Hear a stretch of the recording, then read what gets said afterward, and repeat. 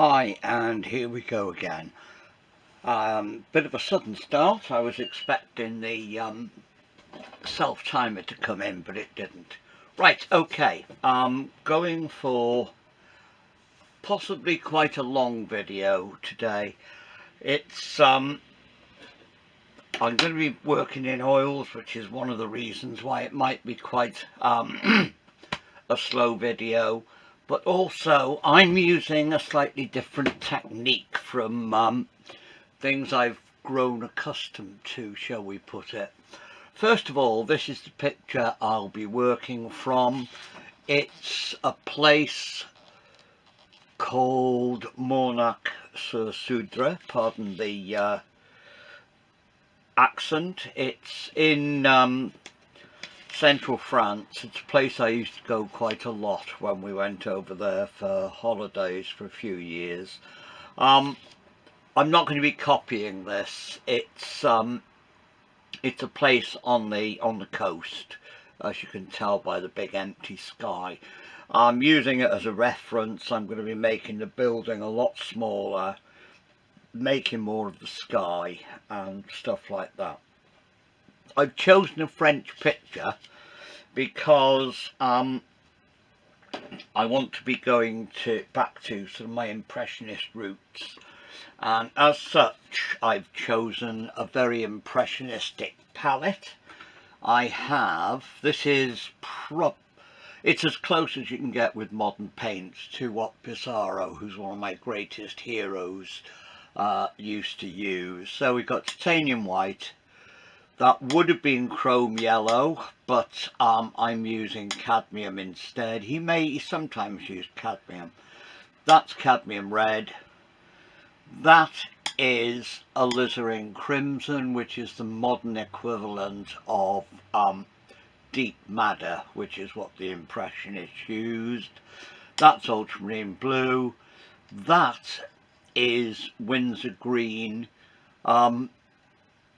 Pissarro would have used Viridian, which is a colour I just have a pet hate of. I can't control it. So I'm using Windsor green instead, and that is burnt umber, which is for his real darks. Okay, so that's it. It's a very limited palette. It's a very high key palette. It's a very bright palette. The Impressionists would have used linseed oil. I tend to use poppy oil, and I also mix into it alkyd medium, and I have it in a little pot, a little medicine pot. It's 50-50 alkyd medium and poppy oil. It just means it dries that bit quicker. White spirit for washing, and I've got some pure terps in there for thinning down. And so, without further ado, I'll get started. As I say, I'm going to make that a lot smaller. That's a photograph, and as such I wanted the lines and the shapes. And it works as a photograph. It won't work as an oil painting because it's far too much concentrated on there. So I'm going to drop see, I've been playing. I don't know if you can see that. I gave up. I'll do it with paint. So a bit of terps, a bit of ultramarine, a bit of umber, and I've got a sort of darky colour, very, very thin, very, very terpsy, and that's just for drawing with. As I've got this, by the way, is a raw sienna ground. I'm painting on 3mm MDF, and it's had a couple of coats of PVA adhesive, and then it's got acrylic, very cheap acrylic, raw sienna on top of it. So there we go. Now I'm dropping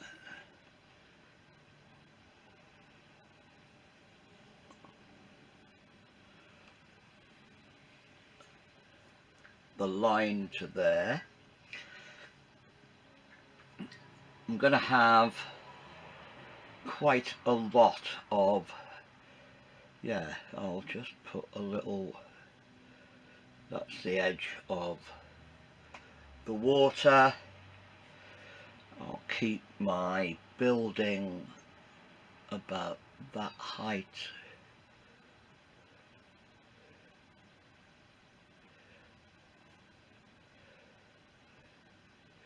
This will probably change when I start painting. I need it higher.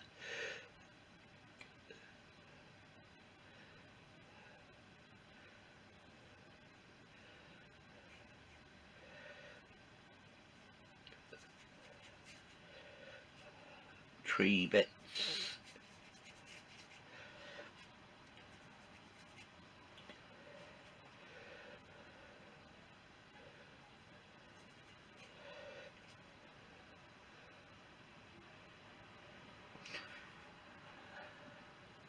Now I'm going to raise this slightly. A background there. The rest, these are oyster beds and inlets. There's the whole coast is riddled with them. Put some tree bits there. And most of it is going to be sky. Now that will change. It's just there to give me an idea of roughly where things are going to go. I'm throwing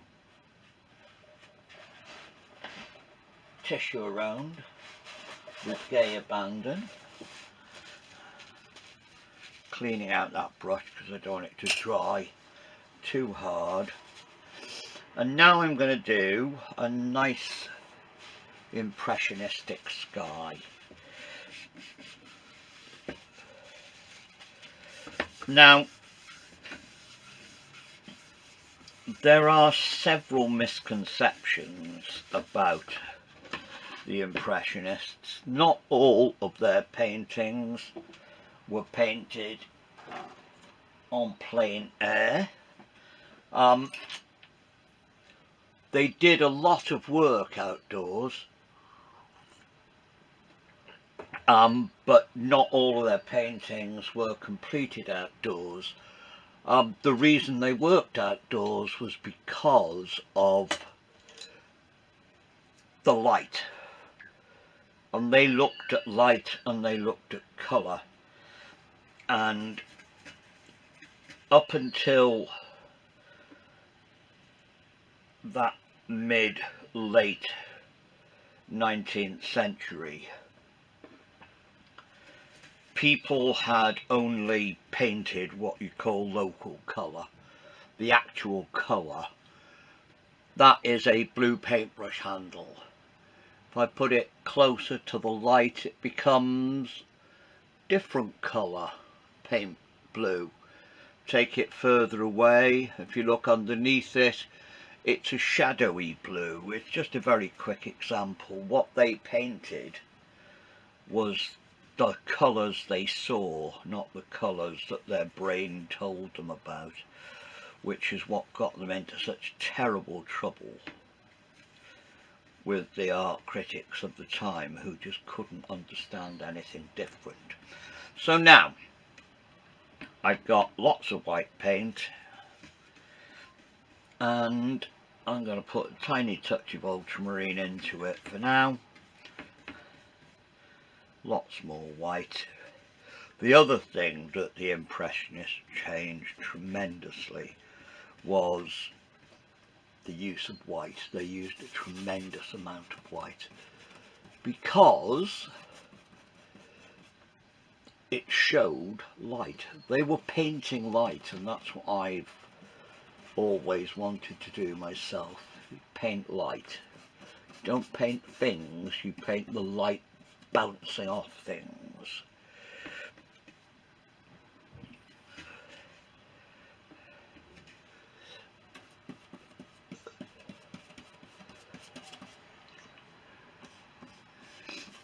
I keep on saying to my students, what colour's the sky? And they say blue. It's not, it's black.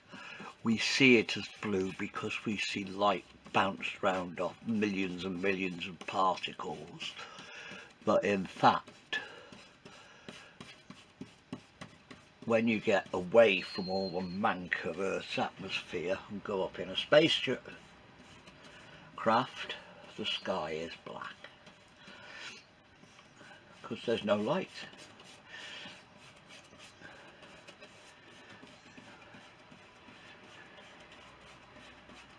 Which brings me to my next thing. Black is not a colour, it's the complete absence of colour. And white, weird as it may seem, is all the colours combined.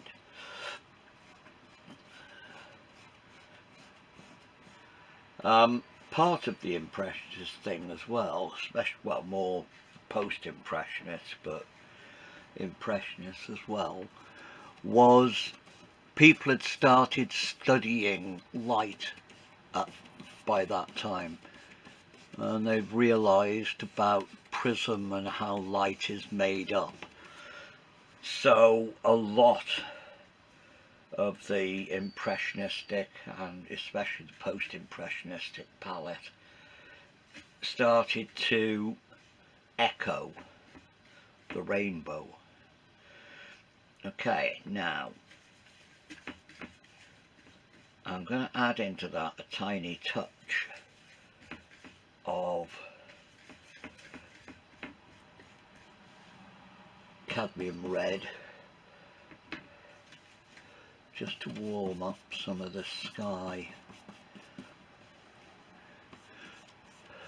Trying to do the free brush strokes, keep everything that will be hidden. That is where I made a mistake cutting out the board.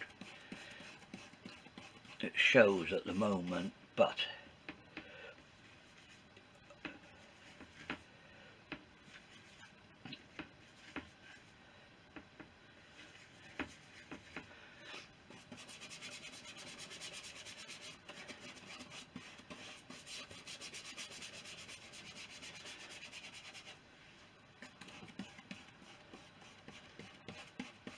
by the time I've got a frame on this, it will have vanished.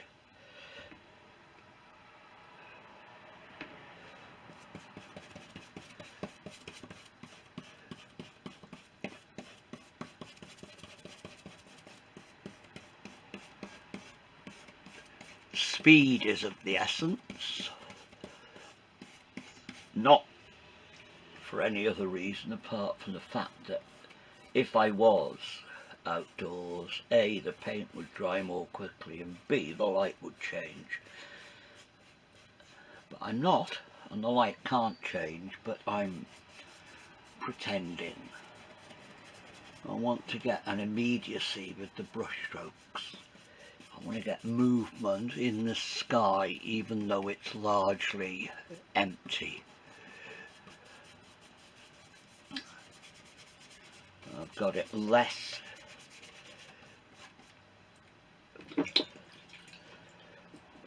intense as we go further away. Now, smaller brush. I'm going to mix up some slightly thicker paint, still loads of white. I'm mixing it into the puddle that I had before, because I'll be picking some of that up. Lots more blue.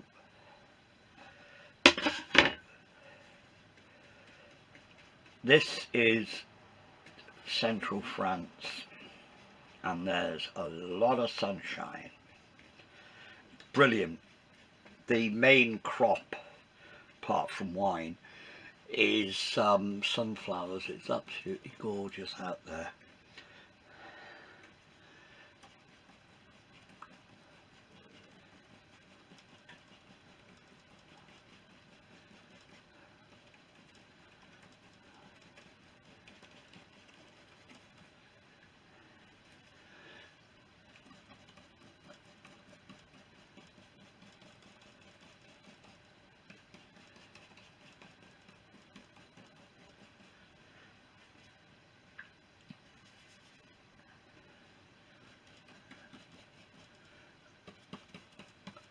See how thick the paint's going on now.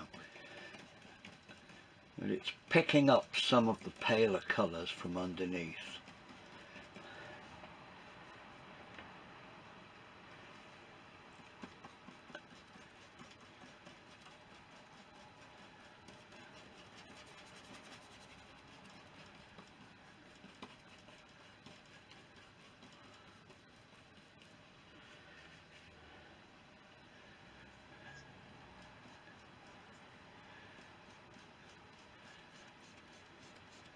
I'm using the brush strokes to radiate out from the centre.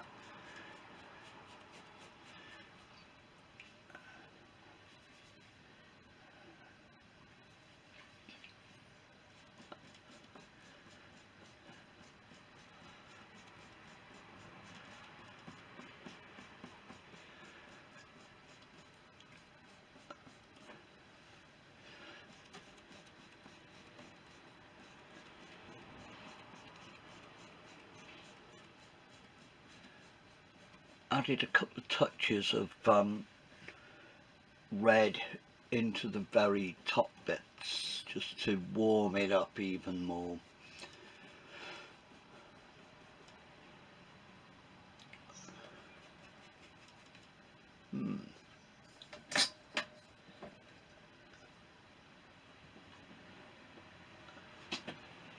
That shadow was a bit much there.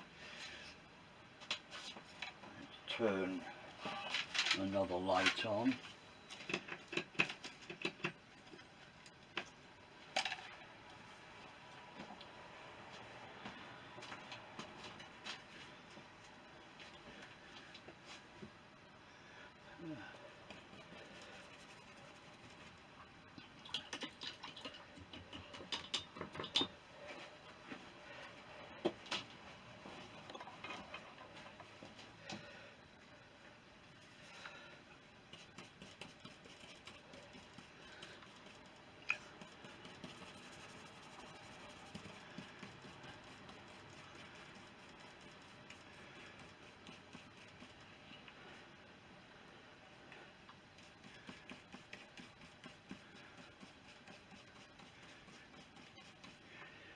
Slightly more white and less blue as I come to the distant sky.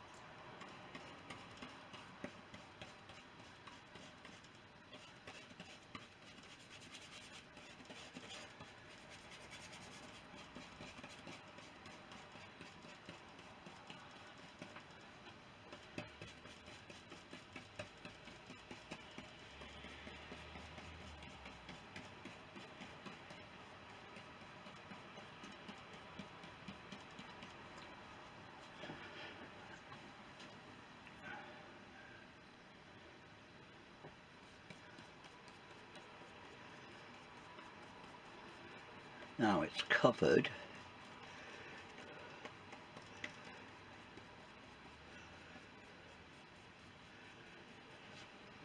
I'm going to use a bigger brush, still a bristle brush, but I just want to smooth some of that into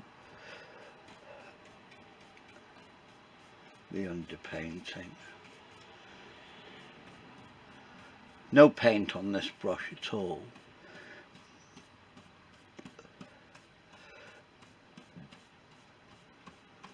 Just smoothing out some of the brush strokes. Not all of it, I still want this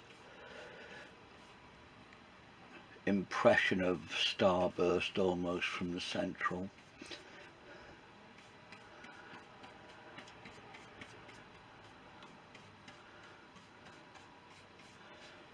Right, that's that. Most important part, there's my cup of coffee.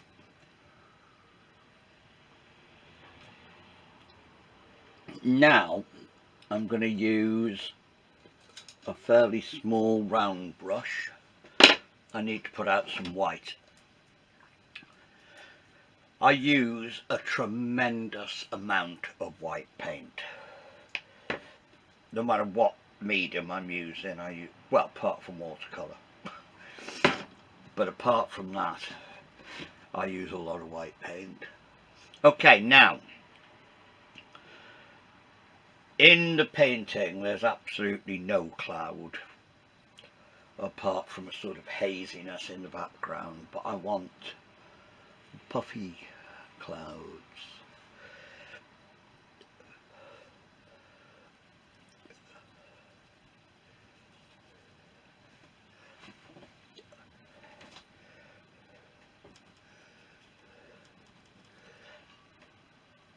Just titanium white.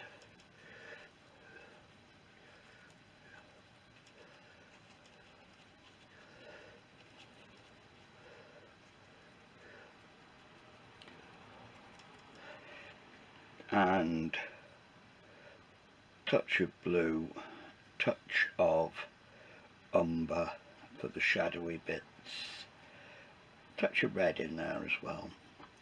Just a bit of body underneath those clouds.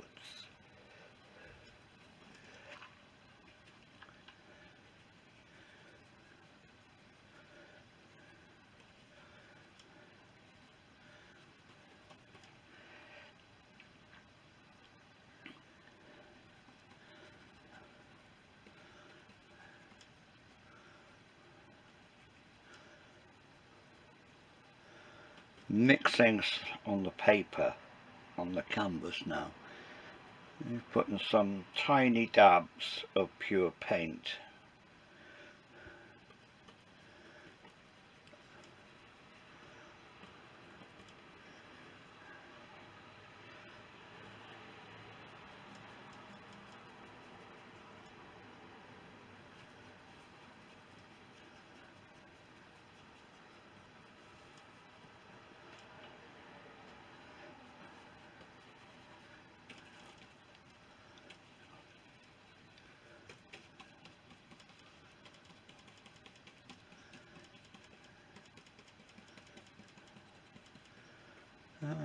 Breaking up slightly.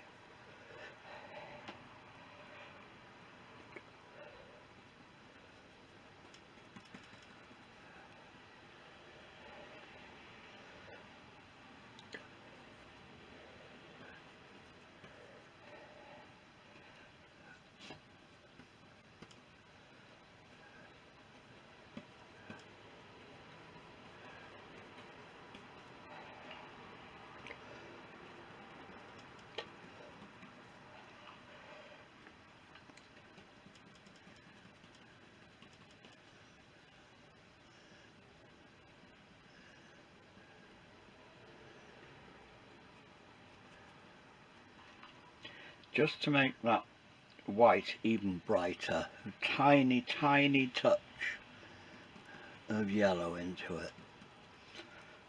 This is a device that they used quite a lot, Impressionists. Put some yellow in to really give it some bite.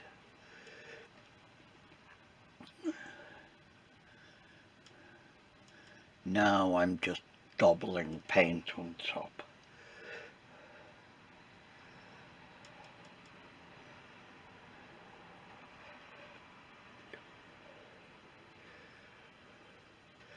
Incidentally, if I live to be 257 3/4, I will never, and make no claims to ever be, as good as any of my artistic heroes. All I can do is stagger blindly in awe.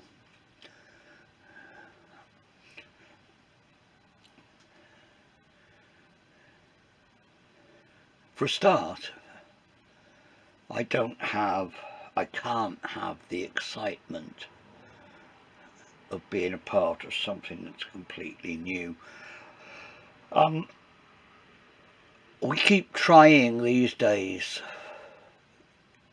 my cynical side says, as in a lot of humanity and artists and people who want to make money out of art, spend a lot of time trying to find new isms.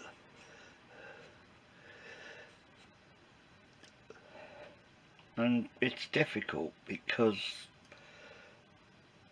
we know too much now.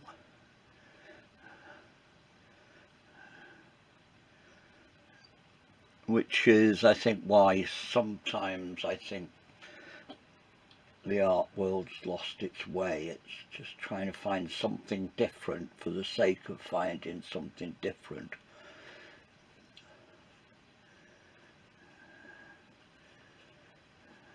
And all they can do is reinvent ways of doing what's been done before, because there's not a lot left. At the moment, I mean, science will probably find something completely brand new. I mean, there's hologram art, stuff like that, which I know nothing about. But that's science chasing art again.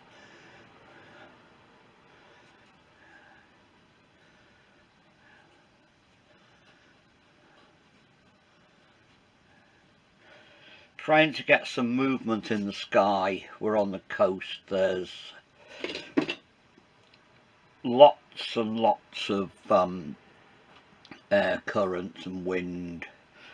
I'm still putting these dabs of whites and cream yellows just to liven everything up.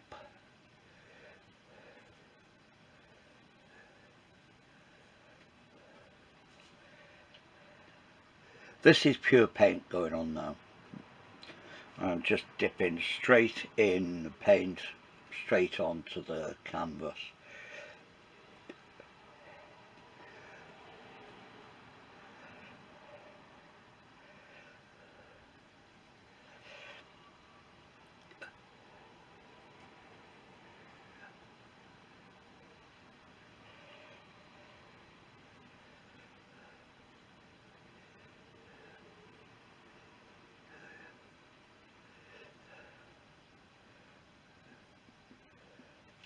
I'm using good paint. I'm using artist quality, mainly SAA, some Winsor & Newton, some Daleroni.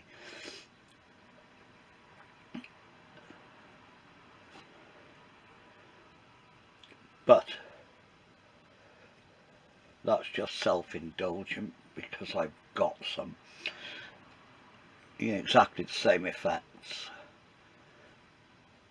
with Georgian or Winton.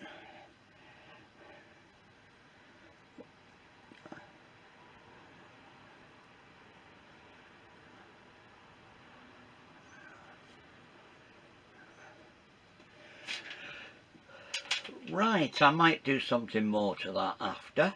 In fact, I probably will. See how much it fights with the foreground now. Now I'm going to use Diddy brushes,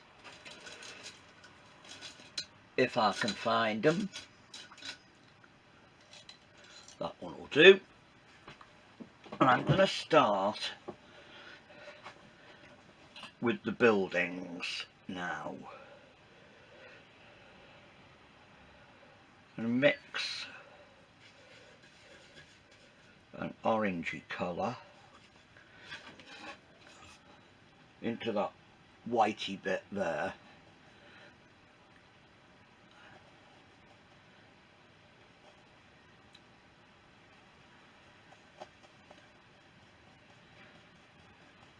Some white.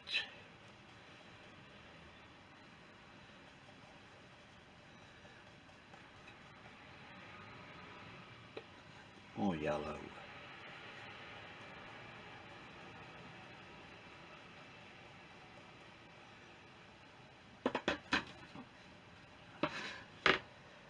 just for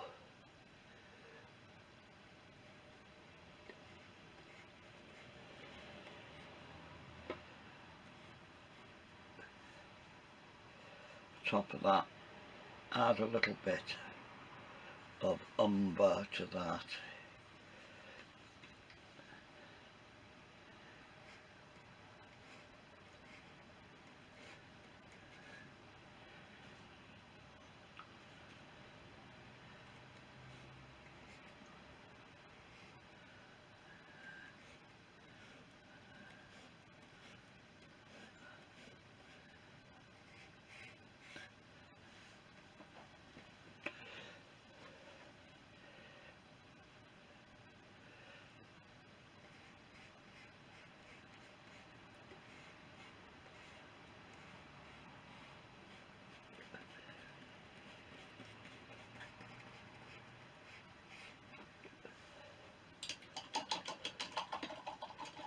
Bit of a roof,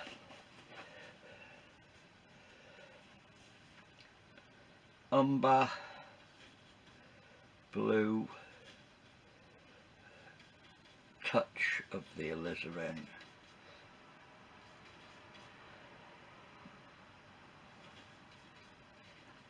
nice dark colour for the side of the building.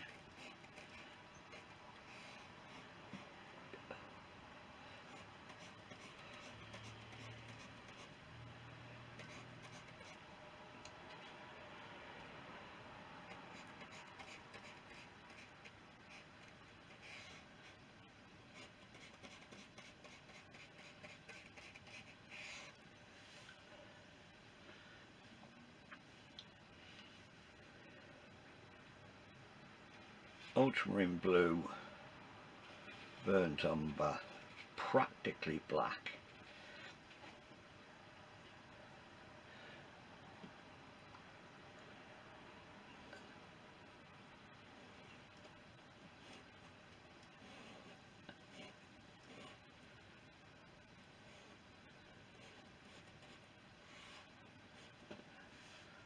Got my little shed more or less in place. Slightly lighter colour. The rusty boards around the entrance. Okay, now I need a dead diddy brush. I'm going to use this little round one. Lots of white into the blue, yellow into it, blue, and some of the umber.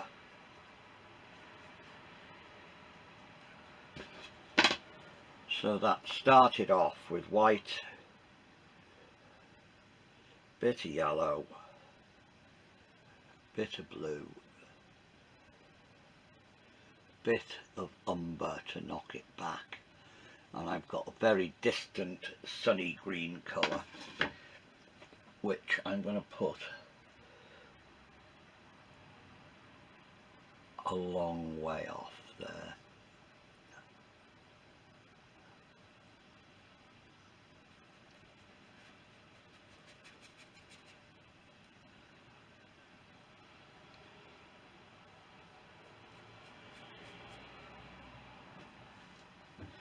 And some more on the other side.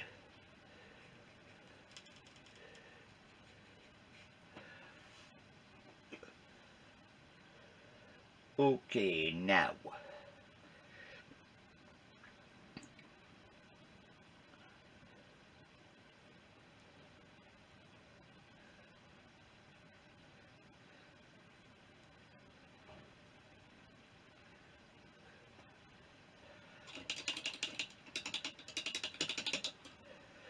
into the mid-ground, start off, well, we'll use the same colour, put some white into it, put some yellow into it, put some umber into it, more yellow. I'm looking to be mixing a sort of yellow ochre colour.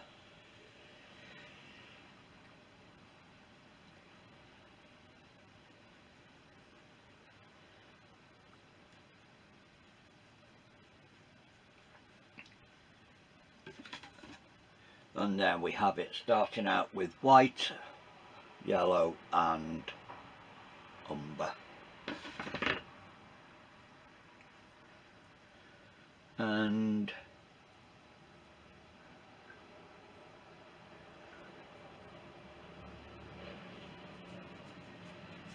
that middle distance there.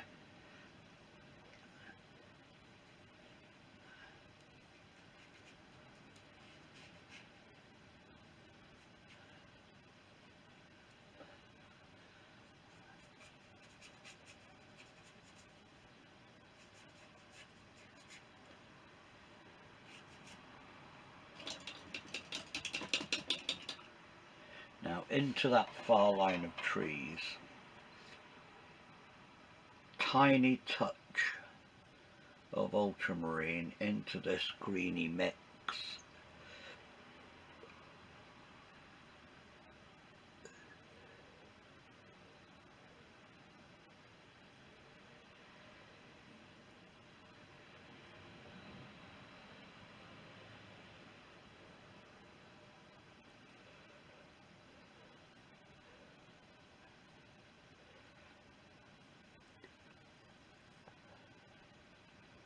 I'm not using a tiny brush to get these marks, I'm using quite a, well, it's not a big brush,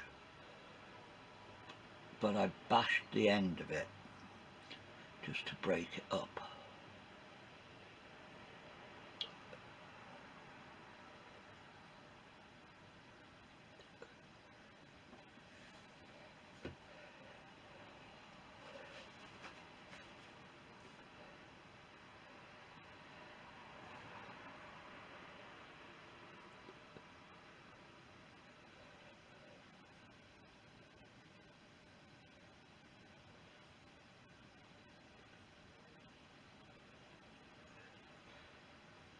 Some of this going on now is pure colour, but because it's next to the others and it's not particularly heavy or thick,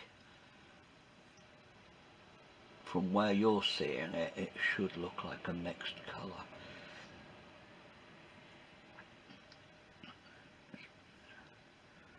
Pure ultramarine on a manky brush.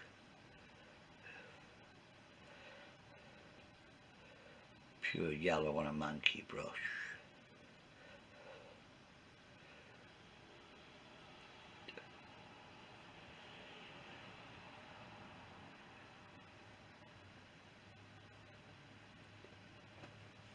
Okay, now we've got middle distance, we've got stuff happening there. Over here there are several little buildings, but I'm going to use a very small brush if I've got one here. That one should do it.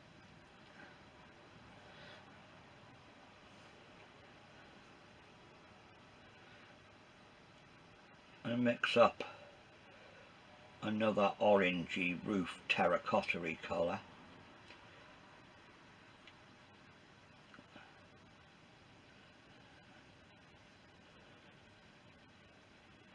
And I need it thicker.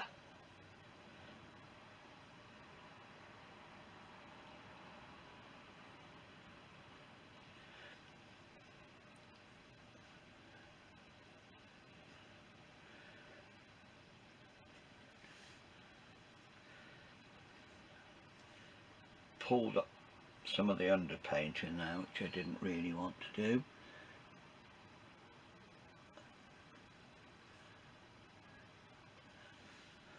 Just the impression that there's other little sheds out there somewhere.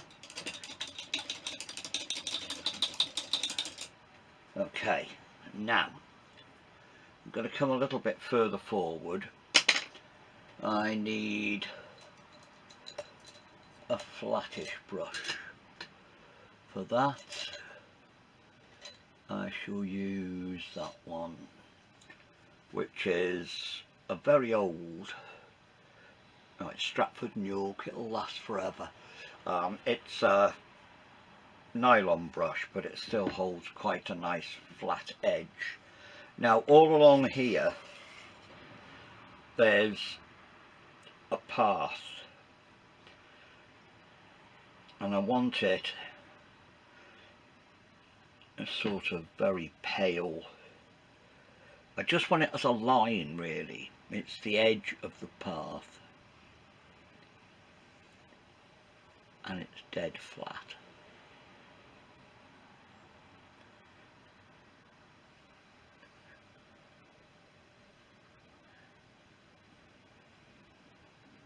If you want to do a straight horizontal line, use your shoulder. Don't try and paint from your wrist.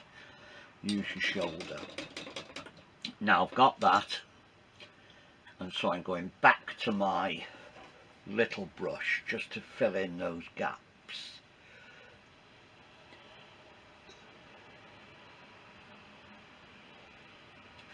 Come here, paint. Yellow, blue, white.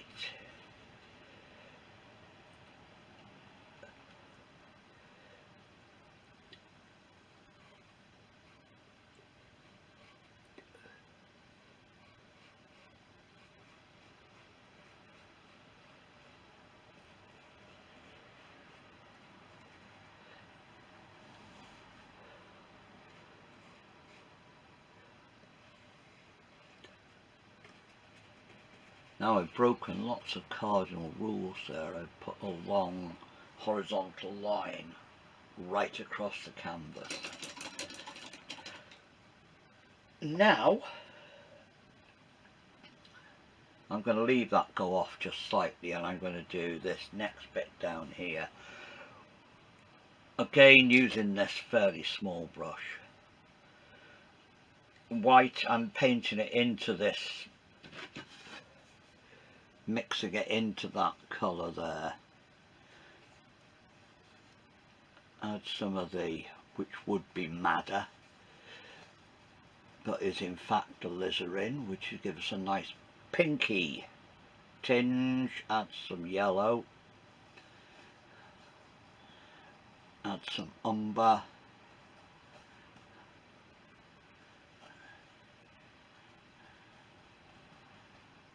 some of that terracotta into it. Now this is just dead grass,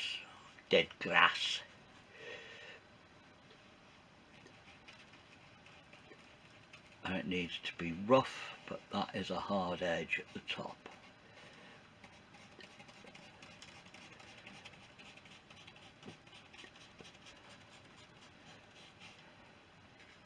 Again, it's sort of an underpainting. I'll be putting other stuff into it and onto it.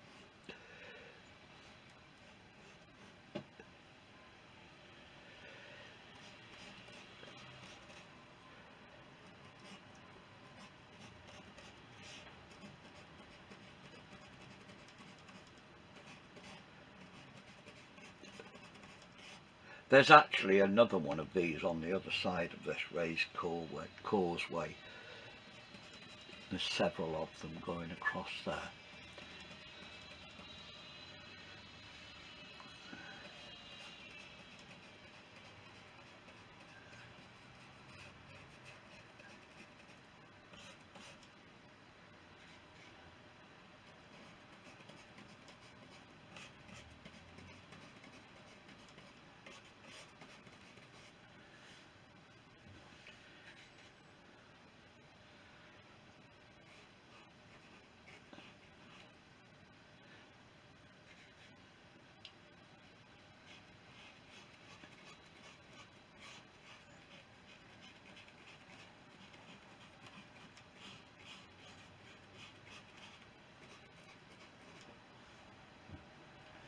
Okay, we've got that going along there.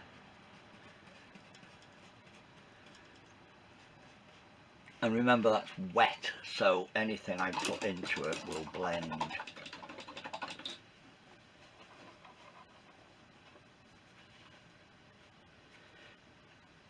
Now, use some of the alizarin crimson into that, and into that touch the green, which will make a warm grey colour with a hint of green.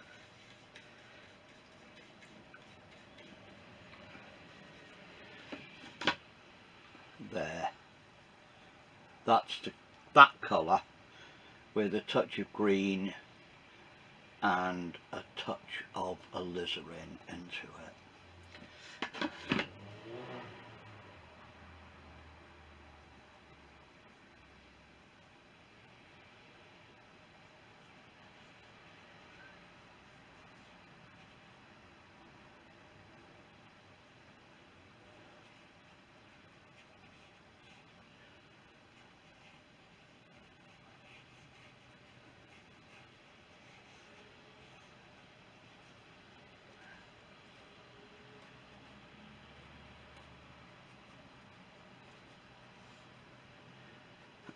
Because it's wet as I'm going into it, it's picking up the underpainting and they're sort of blending a bit, which is what I want. I want the sort of mixture of all these colours,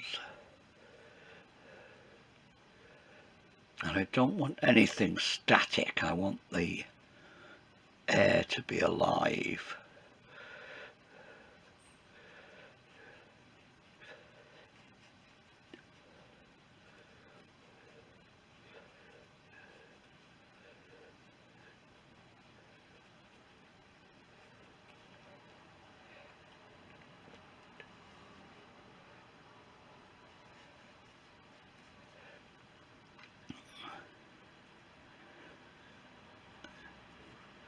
Just added a little bit more of the green, a little bit more of the yellow into a bit at the edge.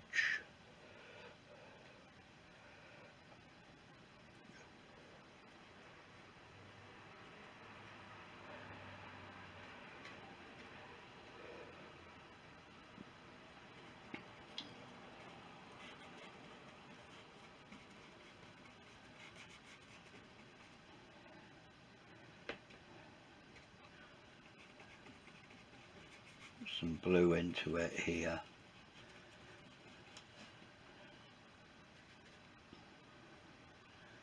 And blue and yellow just to make a greeny colour as I splodge them in together.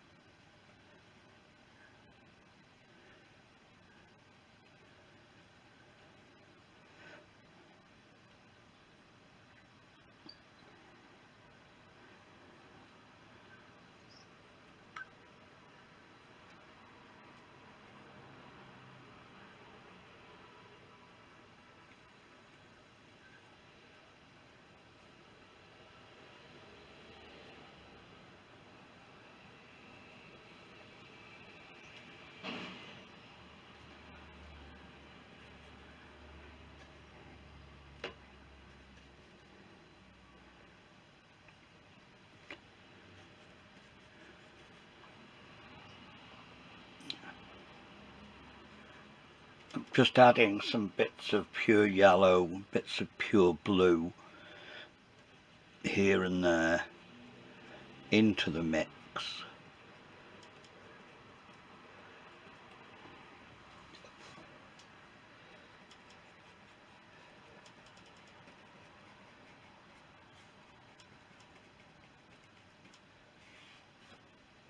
Now, do some more to that later. I want to get the water in. Third splodge of white. Thinks must get more white.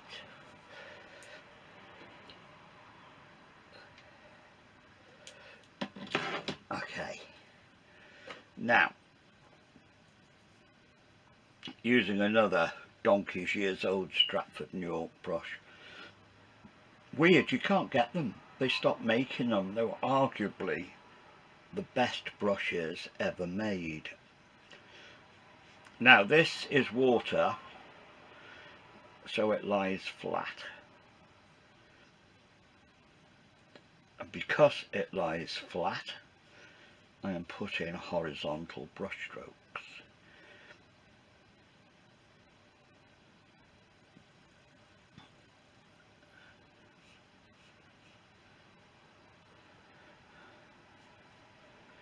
Mainly white to start with,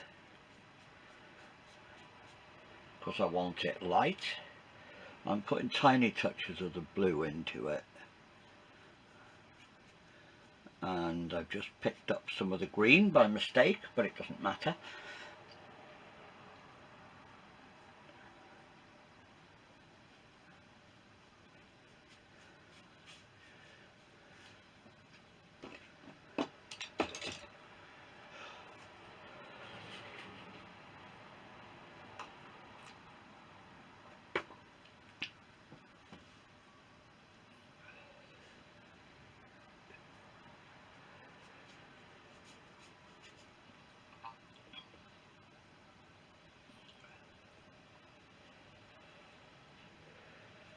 Now some blue.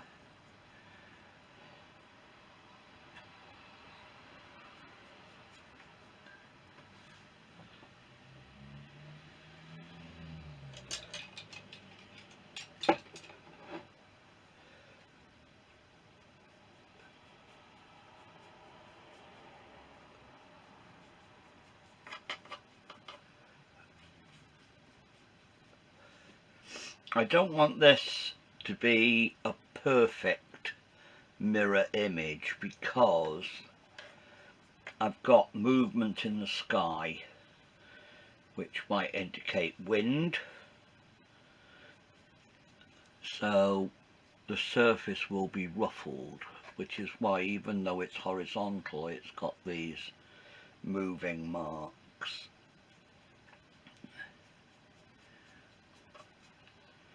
I don't want any of this to be still.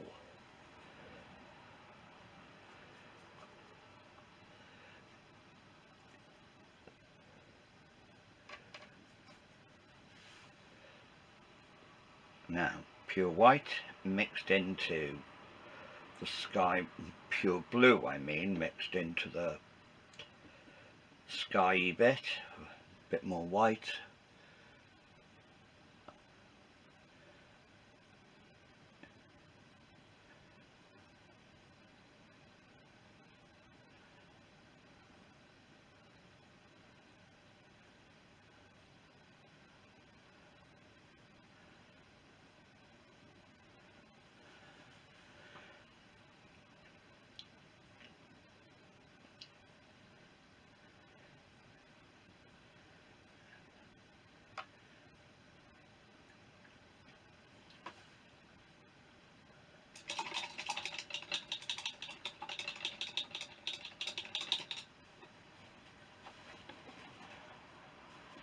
Now underneath there I'm just going to put some darker colours for this broken up reflection.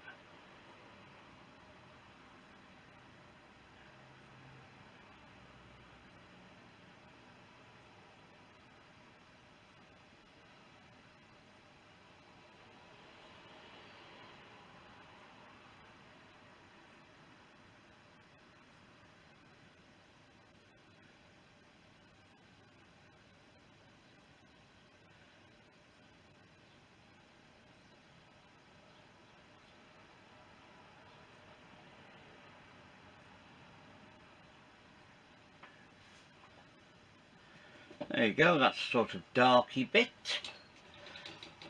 Now I'm going to use my favouriteest brush, if I can find it.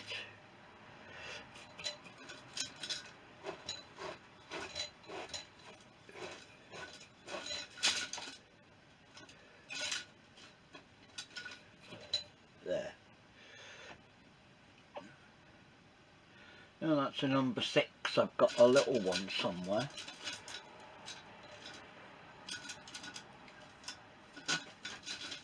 There. Rosemary & Co. Ivory Riggers. They're wonderful brushes.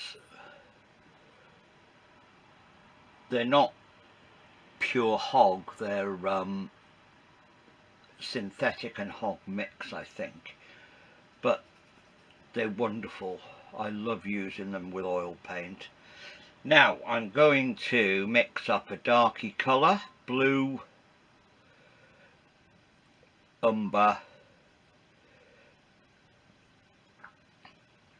and I'm going to use quite a bit of my oily mix because I want it fluid.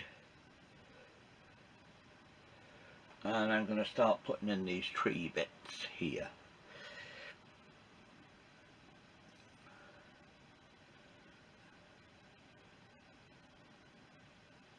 These work just like ordinary riggers in, you know, sable riggers or whatever, but they're longer and they're very, very twiddly.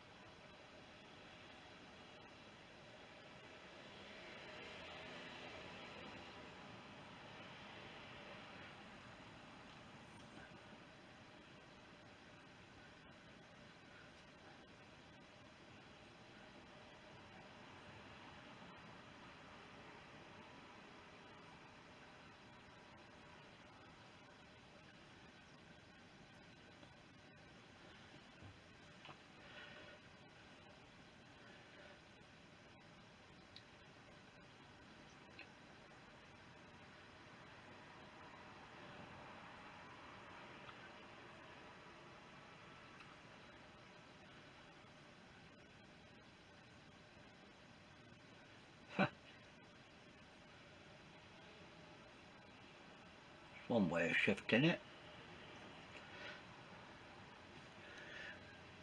My mistake is now a tree.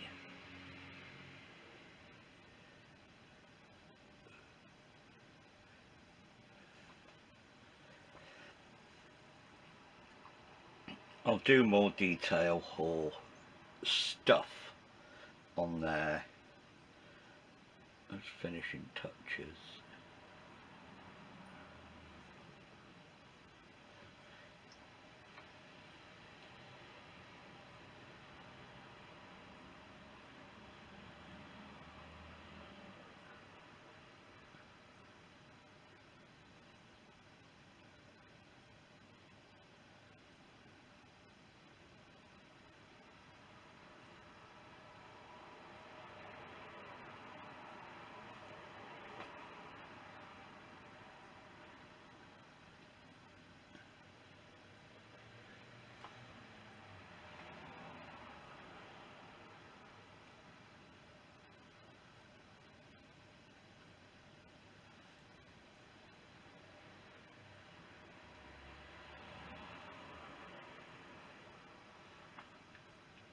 Right. Now I'm going to use a slightly bigger rigger, which is a number 6. That was a number 2.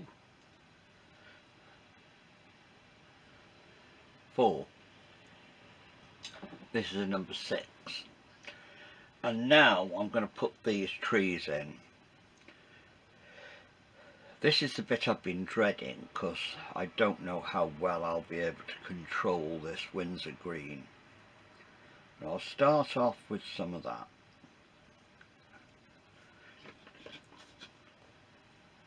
There you go, a lump of Windsor green. And into that I'll mix a big lump of the yellow.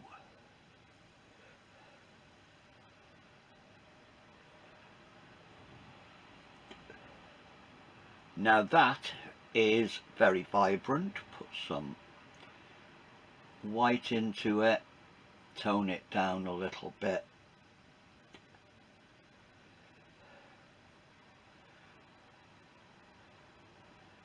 yellow. And because green is made out of yellow and blue, if I add a tiny touch of red, it will kill some of the oomph in it. So there, we've got a nice dark-ish mid-green. And now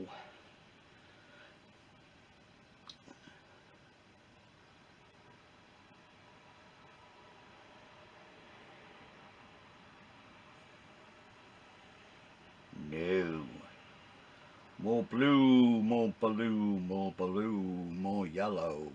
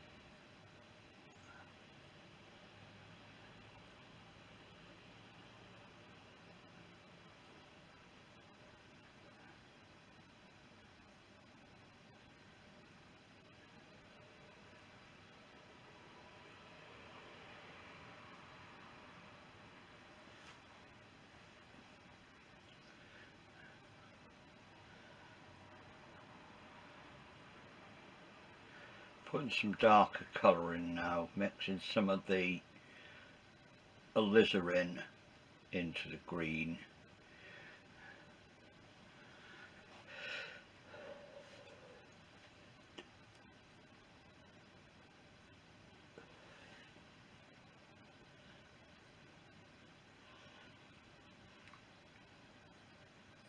Some shadowy bits right in the middle.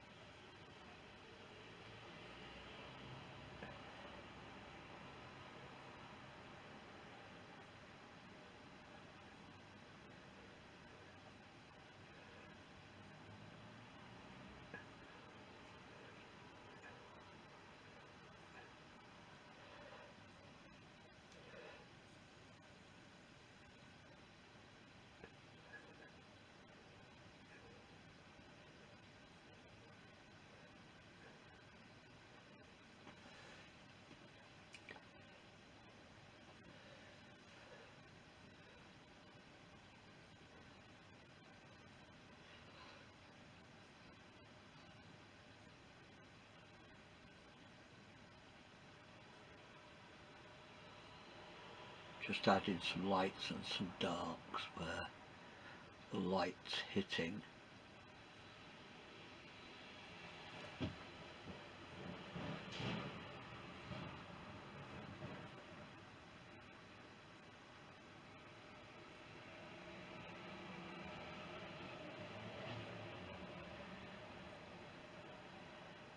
It's always shadows that give shape.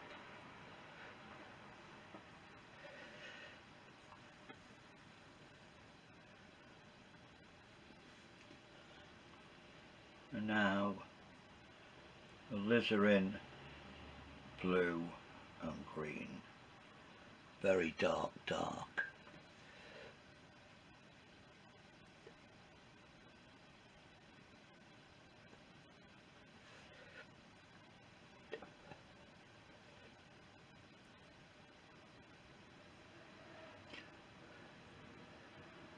I'm using all of this brush, not just the pointy bit. The fact that they've got such long bristles makes it easy to use all sorts of different shapes, and because of the way they're made, like any other rigger, they're brilliant for adding rough foliage,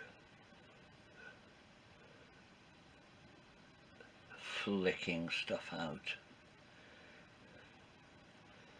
Really dark there where it's hitting its base.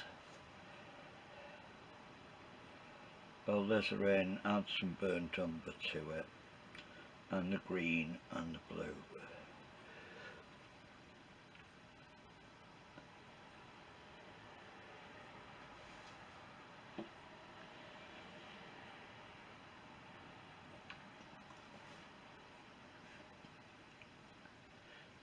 Now do the same on this side for these trees.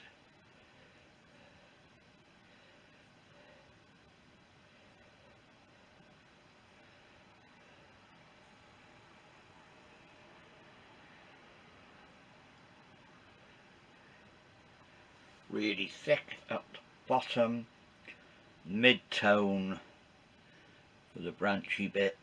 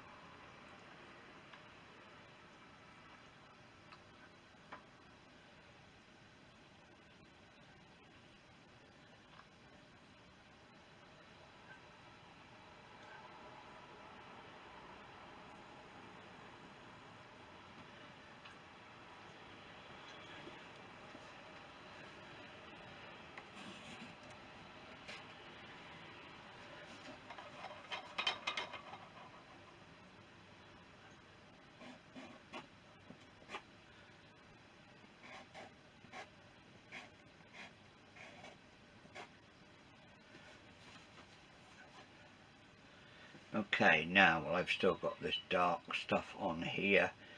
I'm going to put shadows at the base of the bank.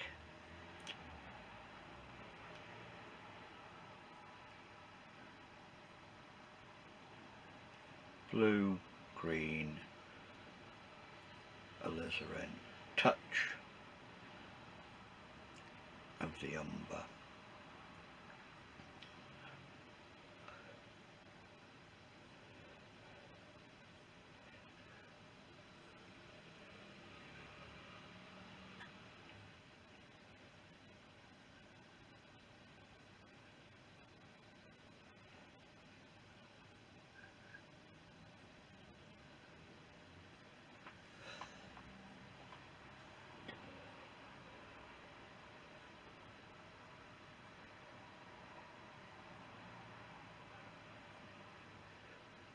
Faffin is what this is called.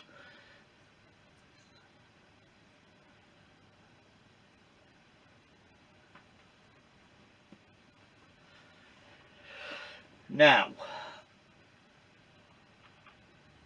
I want to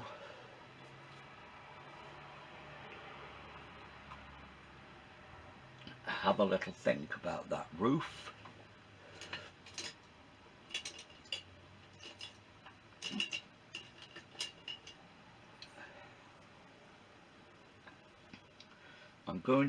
I'm using a very small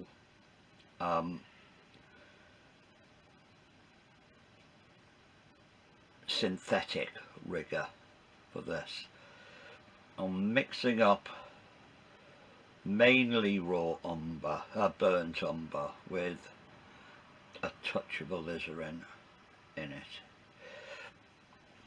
Now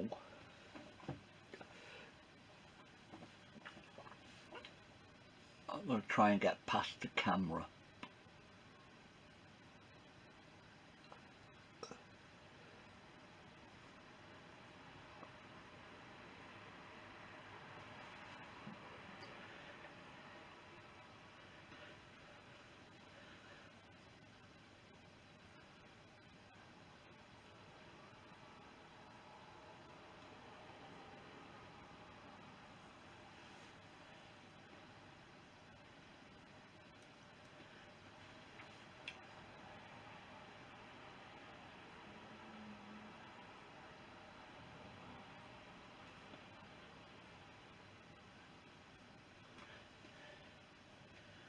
Now, this side facing us is slightly lighter than the end.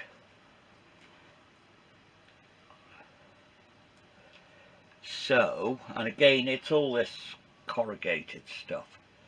So I'm just going to get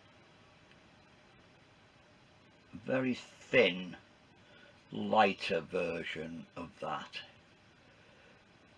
And I'm going to put some horizontal, some vertical strokes.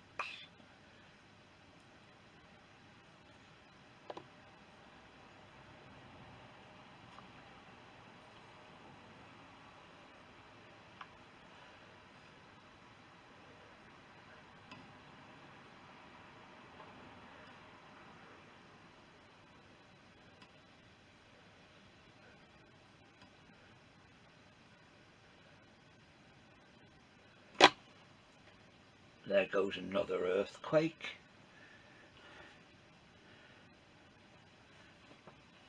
Some of this dark green, I'm going to have stuff growing up the base of that, just to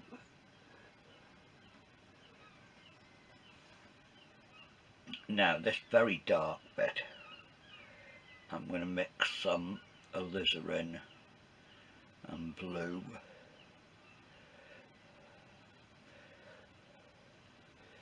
And just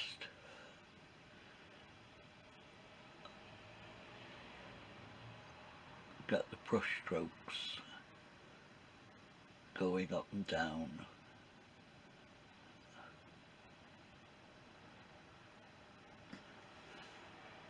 And right in the middle of that, there's a shutter.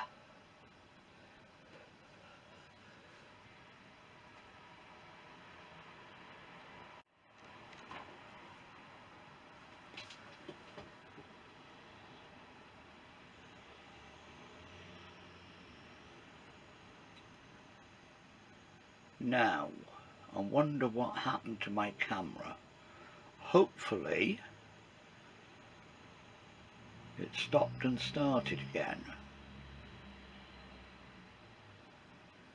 Might be looking a little bit low on battery, so I'll have to speed up a bit.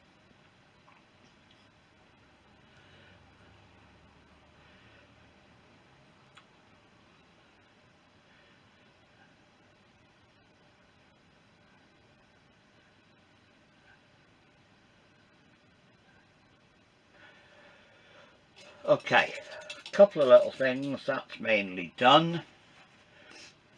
There is a very nice light tree, which is one of the reasons why I wanted to paint this. Growing in front of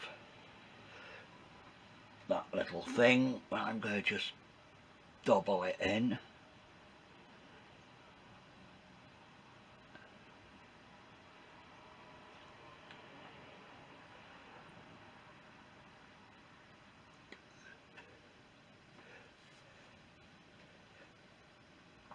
There's some wiry bits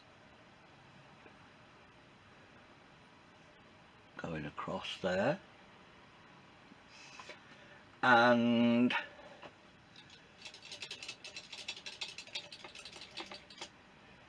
I think Well, I've got this doody little brush.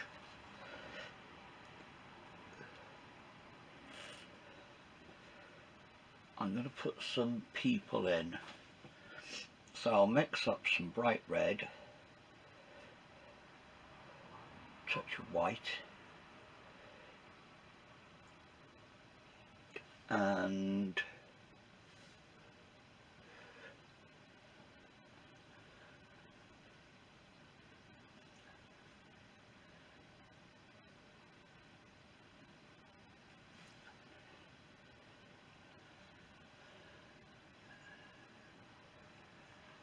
somebody in a yellow top. Clean the brush.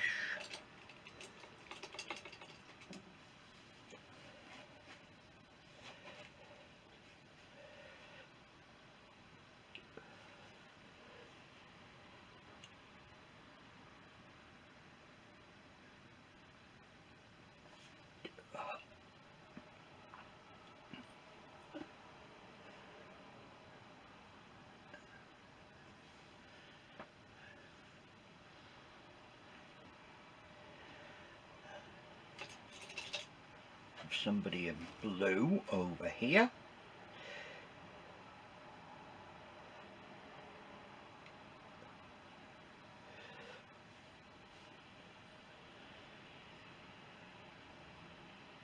No, won't. I'll have somebody in blue there.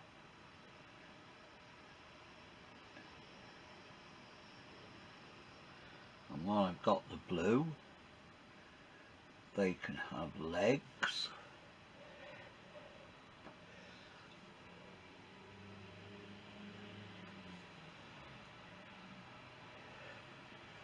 Blue person can have very dark legs.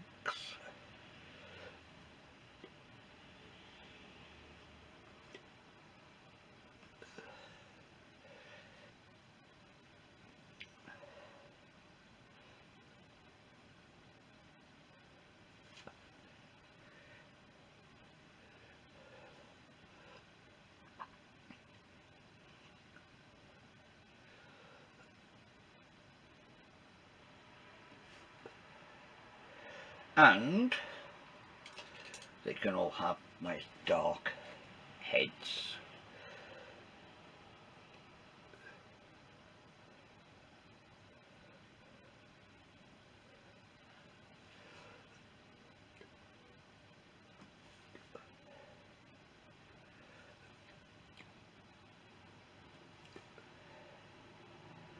And a little head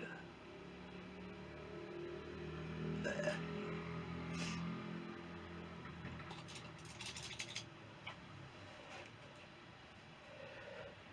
Diddy brush, some very darkness just for some shadows.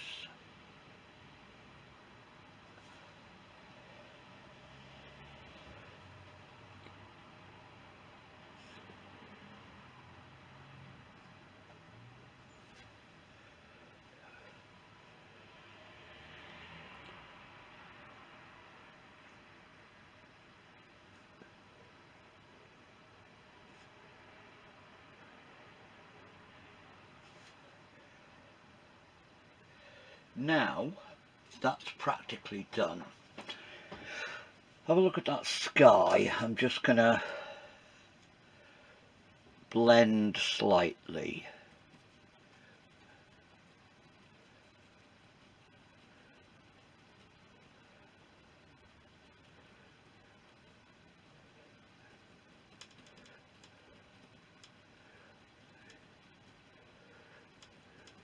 This is just a soft dry brush.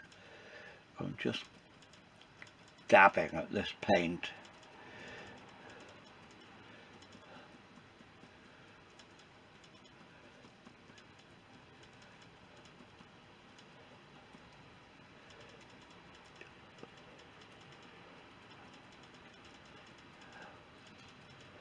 It's not really blending, it's just,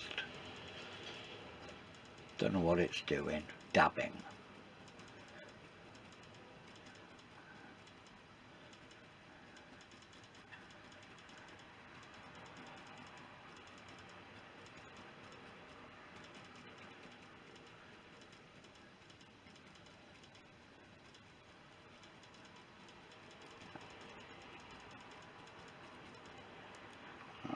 some white on the brush now.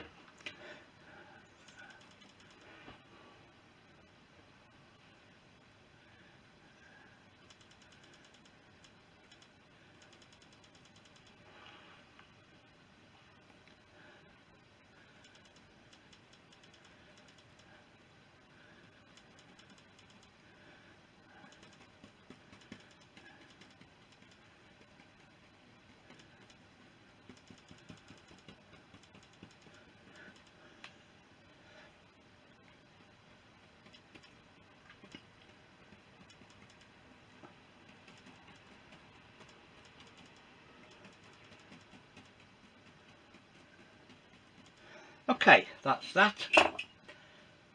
One last little bit to do, because all of that coast is completely riddled with them. Get some nice thin white on my little tiny rigger. When I say white, it's got slightly greyed down and masts everywhere.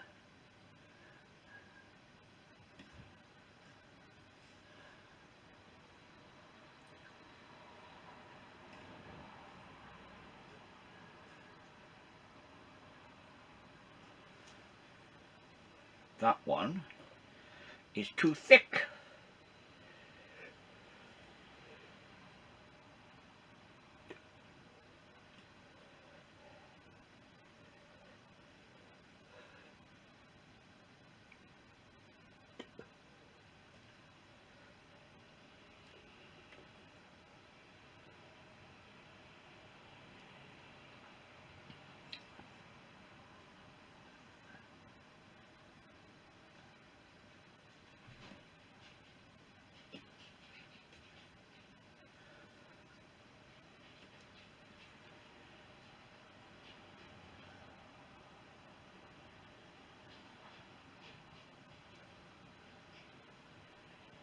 Oil is such a forgiving medium. You can make as many cock-ups as you like, and it always goes back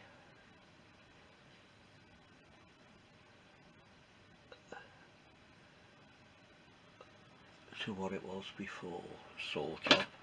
Okay, now clean that brush again.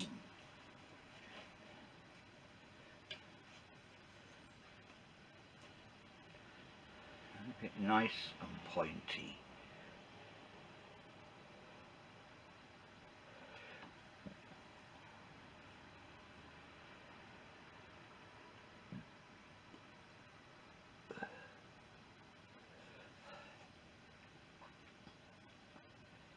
It doesn't want to go thin.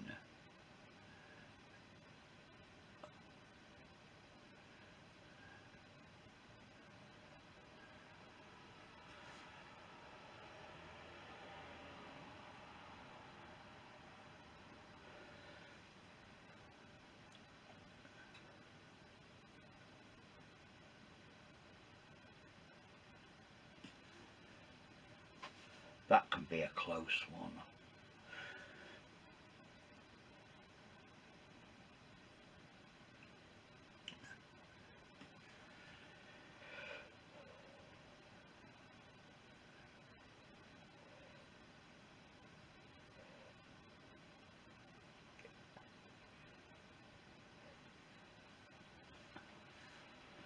A little bit of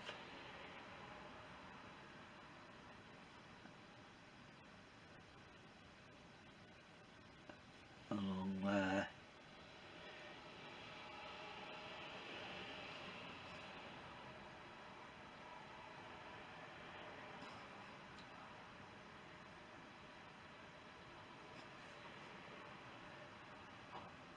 Put a pointy bit at the other end.